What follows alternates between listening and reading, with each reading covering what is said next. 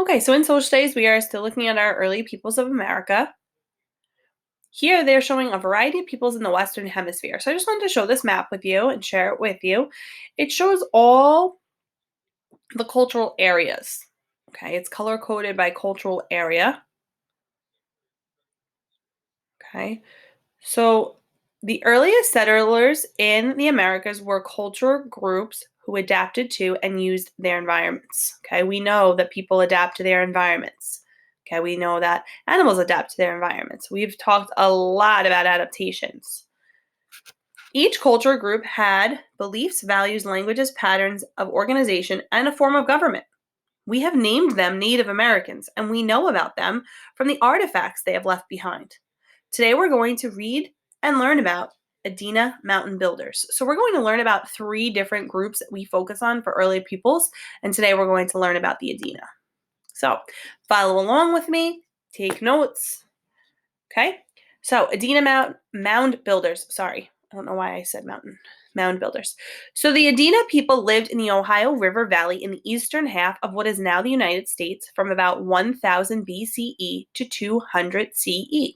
The Adena were one of the culture groups known as the mound builders. They did some farming, but were hunters and gatherers. So, that's important because the Adena were hunters and gatherers. Okay? Something to remember. Their land was rich with fish, game, nuts, and berries. So when it means there was rich, means they could find a lot of fish, game, nuts, and berries. And game is actually a term for turkey, like wild.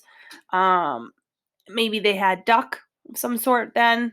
Okay, it was more of the meat. So here's a map. It's showing Adena from 1000 BC to 200 AD. Okay, so here's the mound builders. So let me scroll down for you. So Adena were the first of 3 mound building civilizations. They lived in the Ohio River Valley. Okay, and the Olmecs were all the way down here. Okay.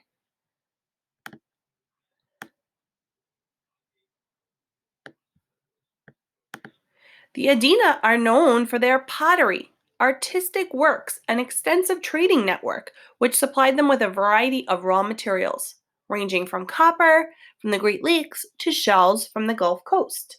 So they were known for their pottery, artistic works, and extensive trading.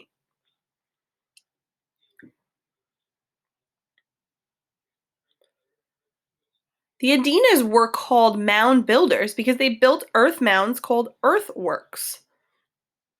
The mounds were already built by the 15th century when the Spanish explorers arrived.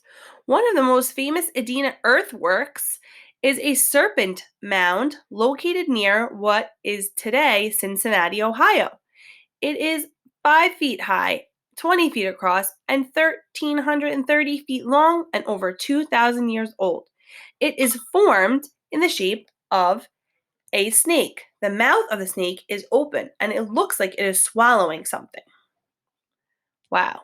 Pretty, pretty unbelievable.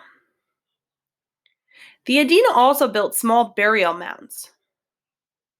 Some respected people in the group had special status. For them, they had a burial ceremony to prepare the body's spirit for the afterlife. First, they covered the body with red paint. The Adena believed the red paint, representing blood and life, allowed the person's spirit to live after death. Then they laid the painted body on a bed of bark strips on the floor of a burial house. To help the dead enjoy life after death, the Adena placed jewelry, clay pipes, beads, and other useful objects around the body. Finally, they set the burial house on fire. After the house burned down, the Adena covered the ashes with earth. Over time, more people were buried on the same mound. The burial mound grew higher over the years. Other people were buried simply or cremated and their ashes placed in clay pots. So these were the actual burial mounds. That's what they're referring to. Okay?